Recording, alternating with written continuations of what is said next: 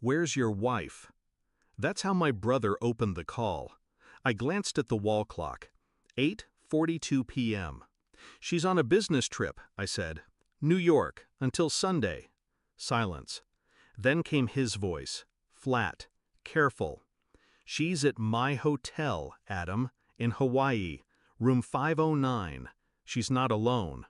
I didn't breathe. He added, "She's using your ATM card." It took me a full minute to speak. I wasn't shocked, not really, just quiet. "Keep an eye on them," I said, "and don't let her know you called." We met at a summer barbecue 11 years ago. She wore red, laughed too loud, kissed me before we exchanged names. I thought I found fire. We got married 6 months later. She liked fast things, cars, decisions, people. She said I was her anchor. But eventually, she started drifting. Anchors don't matter when someone wants to float. The signs came slow. Business trips got longer. She started hiding her phone under her pillow. Bank statements stopped making sense.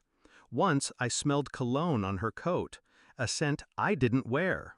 I didn't say anything. I watched. I listened. And now I knew. My brother, Daniel, runs a resort on the Big Island. We haven't been close in years, but blood's blood. He texted me the name of the guest she checked in with, Jason Klein. I checked her calendar. She had an investor meeting listed, of course. I didn't rage. I didn't cry. I opened my laptop. First, I froze the joint accounts. Left enough for food and cab fare, just enough to sting. Next, I called Daniel. "I need her distracted. Can you upgrade her room? To the presidential suite?" "Exactly. Give her champagne. Tell her it's on the house." He caught on. "You're going to trap her?" I smiled. "No, I'm going to expose her." I booked a last-minute flight, landed in Kona just after sunrise, rented a car, drove straight to the resort. Room 509 overlooked the ocean. I didn't knock. I had Daniel unlock the suite's private surveillance system, hidden cameras, audio, everything streamed to my phone. She was wearing a silk robe I bought her for our anniversary. Jason was shirtless, drinking from a bottle of wine I paid for. She laughed, head thrown back, carefree, like I never existed.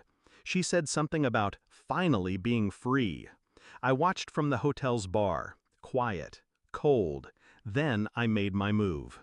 I had a small packet with me, printed copies of bank statements, photos, hotel records, a copy of the prenup she forgot she signed, infidelity clause highlighted. I slipped it into an envelope, handed it to Daniel. "Have the concierge deliver this to her at breakfast." He raised an eyebrow.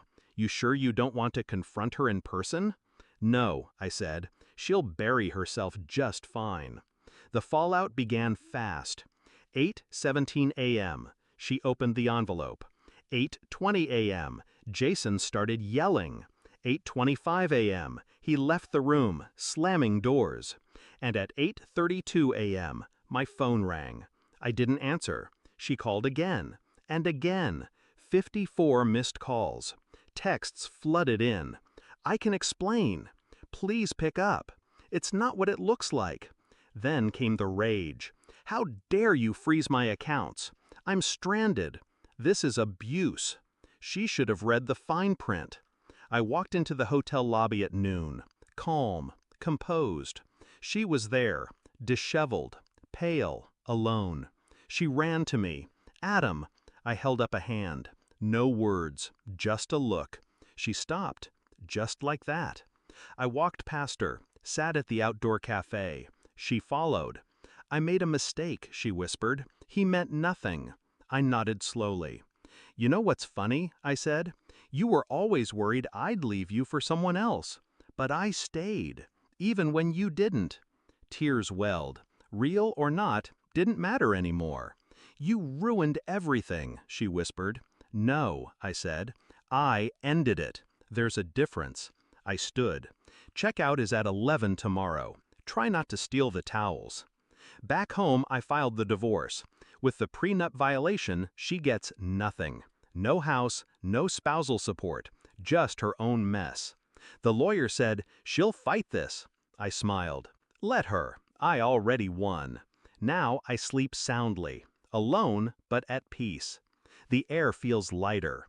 I didn't yell, I didn't beg, I just let the truth do the talking. She chose a beach fling over a life we built. She tried to lie, to take, to run. But I had one thing she didn't: control. She hasn't called since the court ruling. Last I heard, Jason blocked her too. Figures. You play with fire, you end up alone on a beach with nothing but regrets, and a canceled card. As for me, I built back quietly, smarter, stronger. She had the sun, but I had the storm, and I brought it with silence.